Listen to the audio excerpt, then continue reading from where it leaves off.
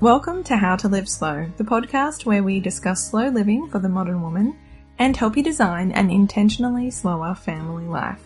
I'm Rochelle Glendon, your personal slow living coach and host of this podcast. I know all about busy, but I love living slow. Enjoy the show. Well, hello and welcome to another episode of How to Live Slow. Today I have Bec Ellison on the show to talk about slow parenting, all the benefits of this beautiful philosophy of living a little slower when you have young children. So Beck is a mother of 3 beautiful kids. She lives in Darwin in Australia's tropical north, and she works with women through fertility, preconception, pregnancy, birth and parenting journeys as a mentor. So she works with women and families to keep things really simple and joyful and connected at each of these critical points, which is such a beautiful thing to be doing. And we chat today all about how slow parenting works for her. It's such a deep and interesting conversation. Beck has so much wisdom and knowledge about how this looks. And I just absolutely devoured every single thing that Beck had to say today about how she just implements slow living and being mindful and creating space in life into her own parenting journey. And it's just, you're going to love it. Now, before we do actually meet Beck, I just wanted to quickly invite you to, if you're not already a member of my free Facebook group, the How to Live Slow community, this is your official invitation to come and join us over there. It's all free and we're chatting all sorts of things to do with slow living and motherhood. And I've been in there quite a lot lately. I've been going live in there a lot and it's really cool to connect with some of my listeners here and to get to know you all a little bit better in a different kind of way. So we can have some, really cool chats about, our mutual interest of slow living, particularly when it comes to motherhood. So yeah, come over and join us there. But for now, let's meet Beck. Hi, Beck. Thanks so much for joining us today. How are you? Yeah, really well, thank you. Thanks for inviting me here. I'm really excited to talk about all this stuff. It's really important to me. Yeah, good. Yeah, me too. I'm so excited to share what we're going to chat about today as well. So on that, why don't you start with a little bit about you and your story to get to this point? Yeah, cool. So right now I have 3 children. They're about 7, 4.5 and 2, and we're homeschooling/unschooling. My husband and I have kind of traditional roles. So he has a home-based business. He's kind of the breadwinner, I suppose. I take care of a lot of the parenting and housekeeping. I also do a small amount of work as a birth keeper and a women's mentor, and that kind of, it's just enough to keep my fire stoked, I suppose. That's my little thing that I do. I look forward to diving into that more when my kids are older, but for now I really want to just focus on giving them just really free and fun. So I didn't always have this much space in my life. I used to be just what I would say pretty stereotypical, like motivated achiever, doing lots of things. I was just flat out the whole time. I used to be an athlete. I've studied at uni for years and years and years. And I thought busyness was that was virtuous. If you weren't busy, then what were you doing? And when I became pregnant with Tiger, about, more than 7 years ago, it sort of brought me back to earth, I suppose. And my pregnancy and birth journeys have been really transformative for me. And so I've been gradually slowing down since then, over the last 7 years. And so now I really prioritize slowness. When I see people that, want to be busy and they don't want to rest and don't see the value in that, I just think, you're just missing so much. Yeah, and with what I'm doing now with homeschooling, that's a really huge part of keeping our lives really simple and slow. And, a lot of people say, I couldn't do that. How do you do it? I don't have the patience and all of that sort of thing. But it's really interesting because, I don't have the energy or patience to get kids up in the morning and get them off to different places. So it's probably just how you look at it, I suppose. Yeah, absolutely. I understand what you mean. I feel like that getting out the door process is so exhausting. It's only a short period of time, like it's an hour or so, but it just does, I am going through a little bit of that at the moment, and you get back from dropping them off at daycare or school or whatever and just go, I just need an hour to recover from that. It's emotional, and I think that's really hard. So yeah, I can see what you mean there, where it's actually probably easier to homeschool from that point of view in some ways, particularly if you've got that setup that you're talking about with both of you at home and you've got a business and that flexibility to support your husband as well, probably, but also to have that something for yourself in supporting other mamas as well. So, but I'd like to talk about slow parenting. That's what we're mainly going to talk about today. And on that, creating that slower childhood, like why is it important to you? What are the benefits that you've seen, like, and how do you go about creating that slower life for your kids? And I know particularly in those early years before they've started school. Yeah, I was really thinking about that question, and I actually think it starts prior to conception. Yeah. So making space for the baby, making space for this new way of life. You know, whether it's the first baby or a subsequent one, it's going to change the family. So I think it really, that slowness and making space starts back then, and then same in pregnancy, just slowing down, allowing space for your body to do what it needs to do, allowing space for listening to your intuition, you know, nice slow postpartum for healing and bonding. And then it really just kind of continues from there. I think it really allows, so I know with my babies, by just having a really slow kind of pace of life, there's less tension, there's less crying, there's less like guessing what's wrong and trying to figure it out, because when you don't have to be anywhere and you've got the time, you can just be present with them. You can just sit and listen to your baby, not in a kind of intense or kind of boring way, but life is slow enough that you can just connect in without so many other distractions going on. Yeah. And for me, it's been a really good lesson in presence, being present, you know, getting off my phone, not worrying about other things that are going on, and not trying to do lots of things at once. You know, people always say, you know, mums are good at multitasking and all that sort of thing, but I actually think multitasking is not a helpful thing. I think it's better to focus on one thing at once, and when you've got a baby, it's your baby. So it allows for that presence. It allows for better connection as well, because, you know, we have the space and we have that time to just be with them. It means I could do EC, elimination communication, with my babies. So taking them to the toilet instead of using nappies. Wow. You know, and you've got to be present to do that. Otherwise you get pooed on or weed on. You've really got to be engaged in what they're doing and develop that intuition for what their body's doing. And amazing. Yeah, exactly. And like you said, you know, when you're trying to rush out the door, I've found over the years that when I'm not rushing, there's far less conflict and disconnection. You know, when I allow plenty of time, it allows for, you know, because the kids, they don't run on a clock, you know, whether they're a baby or a child. And, you know, by having that slowness, you know, the connection remains. There's not that trying to hurry them up all the time. Yeah. And that's something, they're words that I try not to use. I try not to say hurry up. And I hear it in my mind. And if I feel like I want to say it, I'm like, why am I asking them to hurry up? So I find that it's always a process of internal inquiry. Sorry, I have to say, that word of saying, come on, hurry up. Like, I know for me, it's like, even when I'm trying to have a slow day and we've got nowhere to be, it's that urge to say, come on, let's get on to the next thing. Like, it's like so programmed in us, isn't it?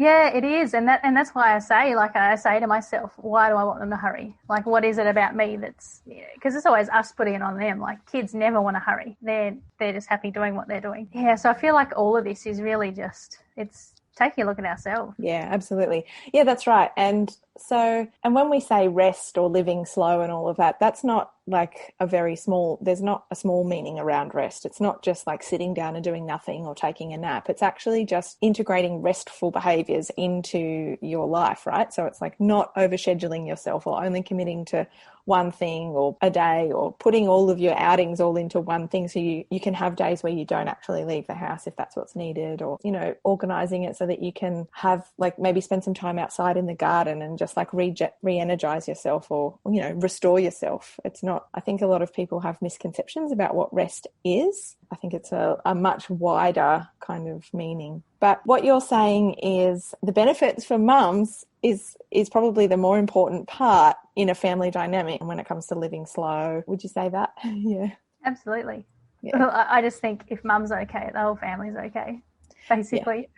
Yeah. And the idea of living slowly, and, you know, which when you're a mum, it translates into parenting slowly as well. You know, they're all mixed together. They don't really separate out. But yeah, I find that the benefit for me is so huge. And when my nervous system is like down regulated and I'm calm and I'm not anxious or rushing or worried, then the kids pick up on that. They're more relaxed. And it just it's just positive feedback loop, and life just gets easier and easier. Yeah. And we see that, like, all the mums sending off their kids to prep at the moment, and like, that you've got to hold it together so you don't let them in on the secret that you're a little bit like worried or whatever. I know you haven't experienced that because you're doing unschooling, which I'm completely jealous of. I wish I was brave enough to take that step, but it's like that, drop them off at the school gate and then go and have a cry or whatever, because you don't, like, when you're chilled out, they chilled out. Yeah. Yeah. Yeah, exactly. But I also think that, it's kind of sad that we have to, withhold those feelings. Yeah. To keep it all together, because I think, so I guess I'm thinking of it as two different things. So we have our feelings, and I think it's really important that kids see our feelings. Yes. But our day-to-day state of nervous system arousal. Yeah. I think when that's, when we're through the roof in sympathetic dominance all the time, I think that it's like a electric storm that radiates through the whole house. Yes. So I think where we can keep that relaxed, which is it's not withholding our feelings, it's just, keeping our bodies and our minds relaxed, then I think that has some really positive effects. Yes. Yeah, I know what you mean. It's sort of, they are different, aren't they? Yeah, but, that's like a whole other big conversation, isn't it? It's only once you start talking about something that you go, oh, yeah, there's all these different parts. Yeah.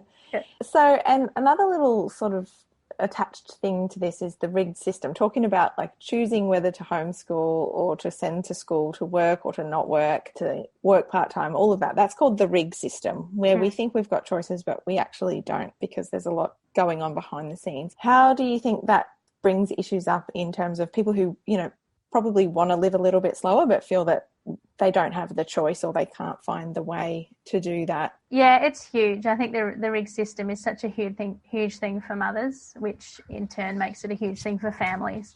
Yeah. And it's really sad because we're told we can do everything. You've got unlimited choices. You can have a career and you can have children and you can do all the things and you can try, but yeah, that's right.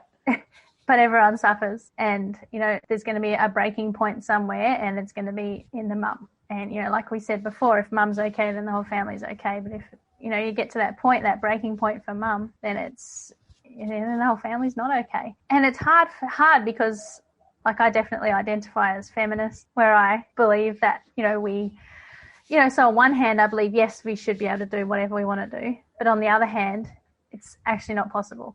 Yeah.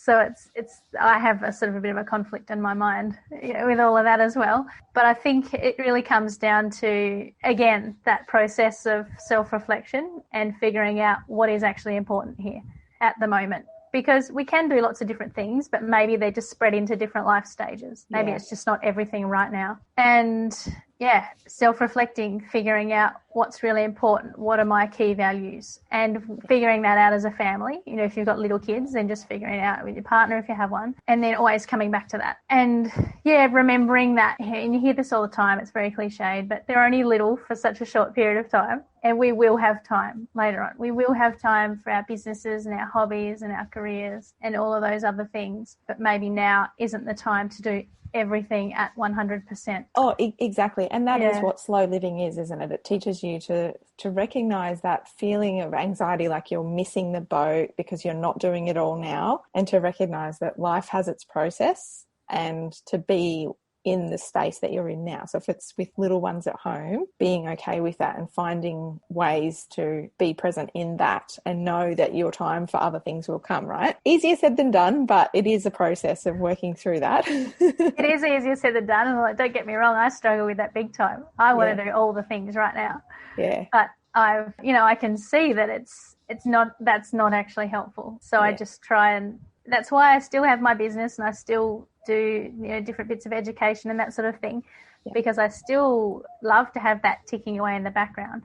Yeah. But I just know that it's not realistic for me to focus on that in a big way and try and do what I feel is the best for my kids. Yeah, absolutely. And so you do this really well. So I know that your family, you're living really well in flow and feeling really good about the choices that you've made, even though, yes, I as well struggle with those feelings of like, I want to help as many people, and you're feeling that pressure. It does it is something that you work on an almost daily basis. But you've figured out some really good ways of achieving, that presence and that being in the moment. What are the non-negotiables that you do? Do you have any rituals? Like what is it that you do as a family to keep that flow going so well? Yeah, so there are some, I guess they're little things. The big one is we don't have any screen time. Mm-hmm. And I know that doesn't feel realistic for many other people, but that really keeps the kids from turning into little wild animals. Yes. And it's it's not a short-term thing. It's sort of more of a long-term thing, because when they're kind of out of that addictive habit and they're not wanting that, they spend more time just playing together outside, spend more time just being creative, lots of creative and imaginative play. So that's one of our big non-negotiables, I suppose, to help keep things calm and help keep just the energy of the whole family pretty, cool and calm, I suppose. Another important one for us is that the kids and I and my husband, but we all sleep in the same room. Yeah. And we have a big, row of beds on the floor. Amazing. And it's really lovely, because even if we're not together during the day for whatever reason, like maybe I've been doing something or my husband's been out doing something, we all get to come together at night and spend the night together. And the kids, they all get to come in and, have a cuddle with whoever they want to have a cuddle with and get that connection time. So that's important to us, to have that. I guess it's just nighttime parenting as well. And the kids and I all go to bed at the same time. So the three kids and I all hop into bed and we have stories, and we usually read, a few different stories and have a chat, and that's sort of our little last bit of connection before sleep. Yeah. That's really important to us. We always have dinner together, and the kids are old enough now that they set the table and help clear away, and we have a nice rhythm for the evenings, and I find that that's really helpful for settling down for bed and just keeping the evenings pretty calm, because evenings can get a bit crazy. Yes. Yes, I think everyone's going yes. And this, it's a tough one, but saying no a lot, having really strong boundaries around our time and energy. So, in a world it's inherently busy, everyone's doing stuff all the time. There's always something going on. You could fill up your days every day if you wanted to. It actually takes effort and being proactive with saying no and keeping space. So that, I feel like that's a bit of a habit to just, before saying yes and committing to things, having a think about it. And again, coming back to those values. Does it align with my values? Are these people that I want to spend my time with? And making decisions based on that. Yeah, those are the beautiful things that you've chosen as non-negotiables, like the no screen time. I know that so many parents have so much guilt around screen time and how much screen time their kids get. But you can get stuck in that cycle of particularly now with all the lockdowns that everyone have been in, and they're trying to work from home and school their kids, and the only way they can get some quiet if they've got a Zoom call or something is to put them to the TV or whatever. And I totally get that, but it's one of those things, the more you do it, the more they need, and I can totally see the behavior in kids completely being different when they haven't had screens for a day or even just the morning. By the time nighttime comes around, it's a completely different thing. So it's almost but it also takes time to get into the mode of not having the kids using screens and to entertain themselves and to do other creative things, like you said, or just be outside. And a little bit of trust around, letting them go outside in the yard and be on their own and explore and take risks and things. But such a beautiful thing to just say, no, we're just going to draw the line at none, and that's just easier. Yeah, you touched on a few important things there. And when was it? I think it was when I was pregnant with my third baby, and number 2 would be asleep, and I would let number 1 watch something on my phone. And I think because it was just occasional, I could see the behaviours afterwards. Yeah. And I would say, okay, 1 more minute and then I'm going to turn it off. And it'd be like taking, Yeah. A dummy off a baby. Oh, I don't know. Yeah, some anything. Analogy. Yes. There's lots of things. And he'd scream and all these and just be really irrational. Like, wow, this is not okay. Yeah. And so I just thought, and I could see just through a bit of experimenting that a little bit and then stopping it, that wasn't working either. So I just said, no, we just have to have none. And like you said, it takes a little while to just get into the swing of not having any. But I feel like it's almost like they detox it out of their systems, and then they know how to just entertain themselves. Yeah.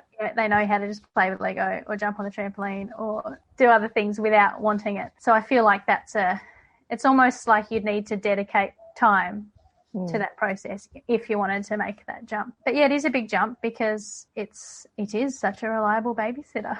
Yeah. It's a big thing to let go of and to not have. Yeah, and another thing you said about, just sending them outside and just having trust in their ability to regulate themselves. That's a really big thing that I've kind of pondered on my parenting journey, is letting them take risks, letting them, try things that might be dangerous. And I found that if I just let them do that, they get good at it really quickly, and then I don't have to worry so much. So, yeah, my husband's into rock climbing, and so the kids do a lot of rock climbing play at home. Yeah. And so they're always rigging up stuff into trees and off the house, and they'll be, hey, look at me, Mum. And whenever I hear that, look at me, Mum, I'm like, oh, gosh. How high are they going to be? Yeah. There'll be some kid that's a few metres off the ground. I'm like, yeah, that's great. Hold on tight. So instead of be careful, I say, hold on tight, or, concentrate on what you're doing. Yeah. Amazing. I think that's really, I feel like I want to make a parallel with like maybe quitting coffee or something. And like you get up in the morning and you're tired, so you have a coffee, and then you find it hard to get to sleep at night. So then you wake up in the morning tired because you didn't get enough sleep. And the thing that you need to do is to stop drinking coffee. And it's like pushing through that hard bit to get to there. And I'm not saying that I don't drink coffee, because I definitely do. I'm in that, and I'm only talking, but I feel like it's probably the same with going screen free with the kids. It's like there's going to be a period of adjustment and realignment, and it's going to probably be harder for you as the mum to go, all right, well, now I've got to come up with things and ideas and activities for them to do and make this fun and push through that uncomfortableness and the begging and the please can I have a turn, just one show, that stuff. Yeah. So, but equally, like, just want to say, like, if that's not for you, and like the listeners who are going, there's no way I could do that, the TV is literally the only thing that keeps me sane at the moment. Also, everybody's parenting journey is different, and no judgment if you're not going to do that, but if you're looking to explore it, just know that it is a possibility. Yeah, absolutely. I think that's a really important part of parenting, is to support other parents and not judge other parents, because it's like, in inverted commas, the mummy wars where people are criticizing each other's choices and that sort of thing. Yeah, that's not helpful either. So yeah, I completely understand. Everyone makes different choices, and I just like sharing. Just say, well, these are the choices I've made and this is how it's going. And, maybe that can be, a little bit inspiring for someone who's wanting to make that move, or just interesting for someone who's considering different ways of doing things.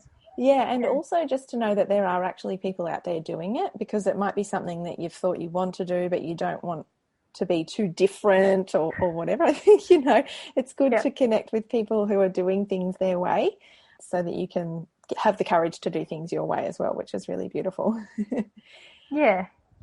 So on that, have you got any words of encouragement other than that for families who are feeling that pull to simplify and slow down, or to disengage, but they're not really sure, like whether they actually are brave enough, or whether it's going to have a negative impact, or, if they're going to be able to maintain that forward motion? For me, whenever I'm kind of at a crossroads, or I have a question, should I, shouldn't I, or is this the right path? I just like to kind of sit with it and have a think, and have a little journal or a write about where the resistance is coming from and where the motivation is coming from. Is it something that I want to do? Is it something that I feel pressured around? And just really kind of, nut out all the little convoluted feelings and just lay them out, so it's just a bit more clear to figure out why I'm wanting to do something in the first place, and what the resistance is. And, I have to do that all the time, because FOMO is a big thing for me. Yeah. And, something I'm thinking about at the moment is getting off Facebook and social media, and everything that comes up is, oh, but I'll miss out on stuff happening in these groups, and I'll miss out on events and all these things. And then I think to myself, well, does that really matter? Yeah, that's right. And if you're doing those things, then what are you missing out on currently? What are the motivations? Exactly. And that's where looking at both sides and saying, well, where am I going to receive the most benefit? Where is my family going to receive the most benefit? And this is a question that I was chatting with someone about recently. She's got a little baby, and she said to me, what educational activities, or what things should I be doing with my baby? And I actually wrote a little blog post on it because it's something I feel really strongly about, that our babies won't miss out if we don't have specific special toys or specific things for them. You know, just by observing our daily lives and being involved with our daily lives, they get the stimulation and the education that they need. And I also like to look at things from a biological or an evolutionary perspective. So I think, well, what did kids 1,000 years ago or 10,000 years ago, what were they doing? They were probably just playing with each other. Yep. And then as they started to get older, they might start to join in with what the adults were doing, and then they go and play again, and then they join in again. And I like to just go back to that and think, well, they didn't have special kid stuff. There weren't lots and lots of special kid activities that were really kid-centric. So for me, that's another really important element of all of this, is that the family operates. And while the children are the absolute centre of my universe, they're not the rulers of the family. And so, you know, the family functions and the children are a part of that, but it's not kid-centric, if that makes sense. It does. So it's not all about taking them to specific activities and doing special educational stuff for them. It's about doing stuff together and having the trust that they get a lot out of that, and that's what they need. And I don't know if you've read the book, The Continuum Concept. I haven't. Leadloff. Oh, no, I haven't. Yeah, I'd recommend checking that out, because that's where I got this perspective from. So she visited sounds really terrible. I can't even remember all the exact details. But she basically visited a group of people who were living in a traditional way and observed how they were living. And, you know, while it was written a few decades ago, so there are some ideas in there that are, you know, definitely not PC now, but just the general idea that children, part of the village, part of the family, that there's no kid-centered activities, and that they grow up in that way. It just really resonated. Yeah, I really love that. It's sort of like that's how they learn to be a functioning member of society, by coming along with mum while she does the gardening, or, you know, and at the moment now it's probably more like coming to do the groceries. Exactly. But helping with the washing up and being given small jobs and tasks so that they learn, okay, well, this is how you stack a dishwasher, or this is how you wash up the dishes. This is us emptying the bin, and don't forget to put the bag in, or whatever. Yeah. I really love that. Yeah. And even though, you know, those things are like, it's all kind of, it might seem boring or it might seem a bit menial, and I feel like that's a bit of a gradual process as well of including them. Yeah. Where it's just what we do. You know, we get up in the morning and we make the bed together. Yeah. We hang out the washing together. We wash up together. And, you know, the kids now, my 7-year-old, he loves to cook. And so he says, what are we having for dinner? And so I say what we're having for dinner, and then I tell him which parts he can do. So he'll make the salad, or he'll chop up the veggies, or put the stuff in the oven or whatever. And it's just a generally accepted thing that we do that together. Yeah. What a beautiful way of living, I think. Yeah. I mean, that's sort of like what we all, I think, deep down really desire, to have that connected family flow where we're all willing to contribute. And, you know, when our kids become adults, that, you know, their partners eventually say, thank you for raising such a capable person, you know, rather than like having to train our husbands. I know a lot of people talk about that, like, because they've had everything done for them, because, in some ways it probably was easier. Yeah, you're right. I hadn't really thought of that way before, like raising someone who someone else would actually like to live with. But yeah, it's true. And I think you're right. I think a lot of us, especially when we become mums, we really yearn for that connection and that village, really, and for life to just be a little bit simpler. Well, thank you so much for today. Have you got any final words of wisdom before we say goodbye? Many women, or many mothers, you know, when we, you know, talk about these different things, and, you know, many mums come to me with challenges, you know, whether it's sleep challenges with their baby, or behavioural challenges, or food challenges, whatever it is, you know, and I might make some suggestions, and they might say, oh, I couldn't do that, or that's too far removed from what we're currently doing, or that's not for me. But I really gently challenge people to have a look at some new ideas. Yeah. And you might think, yeah, well, that is, that's not us. You think, well, what small steps can you take to move in the direction that you want to move to? Because it doesn't have to be going from everything to nothing or nothing to everything. Everything is just a small step. And then all of a sudden you find yourself, with a lifestyle that's more aligned with your values. And it's, for me, it hasn't been big jumps in any particular direction. It's always just been small steps. And now I'm finding myself, I was just saying to my husband recently, I feel really good. Like I feel really just content with how our life is going. And I think, wow, what a blessing to be able to say that. Yeah. So if you find yourself saying, I couldn't do that, then just think, well, what's one little step? If that's the direction you want to go in. Yeah. But also sitting down as a family and working out what are your core values. And as parents, what are your things that you're most hoping for your children as you raise them and as they grow up, and continually coming back to those, and updating them like every 6 months or a year or whatever feels appropriate. And they can kind of be a lighthouse when decisions come up or when conflicts arise, coming back to those values and just using that as the kind of the cornerstone for how you want your family to live, really. Yeah, that's right. And if you come up to an issue in your family, you can go back to those values and say, well, what's the decision we would make based on what our actual values are? Yeah. Instead of being caught up in the busyness and swept away. And then it can take a bit of effort to just reconnect back to ourselves and back to each other and figure out what we really want. Yeah, beautiful. Thank you so much for sharing that. I really appreciate that. So I'll leave the link to the blog post that you mentioned, and of course all of your places online, whether or not it's Facebook or Instagram or what, or just the website. That depends. Yeah, no, they're all still there at the moment. They'll be there for a while, I imagine. Yeah. I'll leave those all in the show notes, and also that book that you mentioned. But thank you so much for joining me today. I really enjoyed this chat. Yeah, no problem. It's been great chatting. Thank you for having me.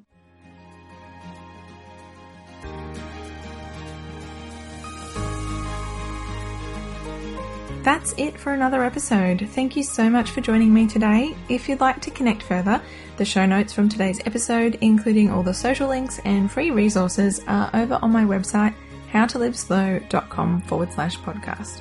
Have a beautiful week ahead, and I'll speak with you again soon.